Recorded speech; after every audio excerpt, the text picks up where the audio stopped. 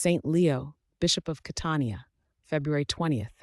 Saint Leo, Bishop of Catania, confronts a pagan sorcerer who disrupts a divine service, culminating in a trial by fire. A heads up in the spirit of transparency, please be advised that this content may include trial by fire, consumption by fire. Saint Leo, Bishop of Catania in Sicily, lived during the 8th century.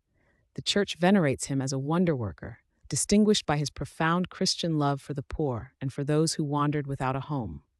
He was known for his gentle yet firm defense of the Orthodox faith, guiding his flock with wisdom and compassion. Leo was born in Ravenna, of noble parentage.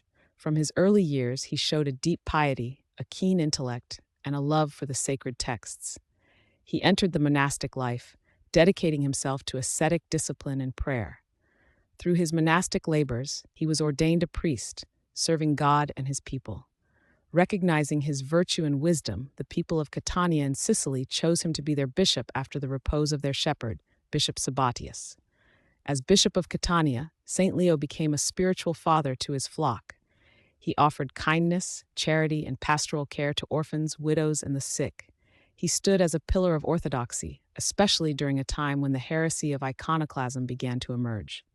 However, the primary conflict of his episcopal ministry was not with this particular heresy, but with the pervasive influence of paganism and sorcery.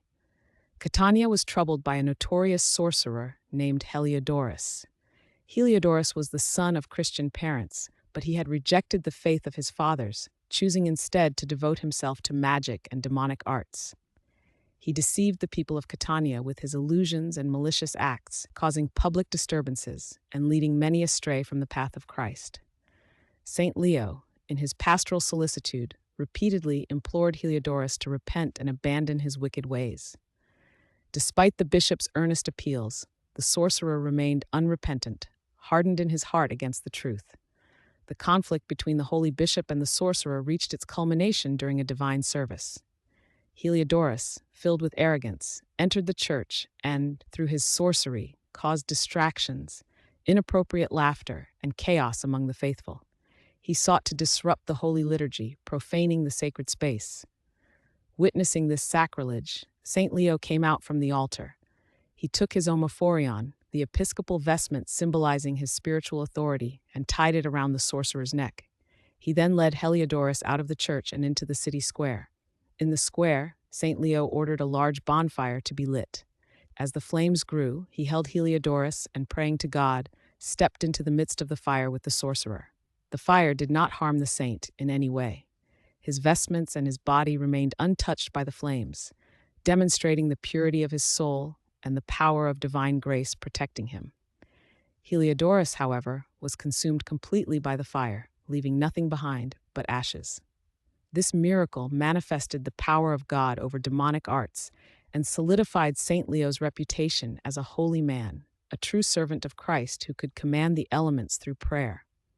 After a long and faithful life of service to his flock, guiding them in piety and truth, Saint Leo reposed peacefully in the Lord. He was buried in the church of the holy martyr Lucy in Catania. Many miracles were reported at his tomb, particularly for those suffering from various ailments. It is recorded that a woman afflicted with an issue of blood for many years received healing after coming into contact with his sacred relics, mirroring the gospel account of the woman who touched the hem of Christ's garment. Through these signs, God continued to glorify his servant, Saint Leo, Bishop of Catania, a wonder-worker both in life and after his repose.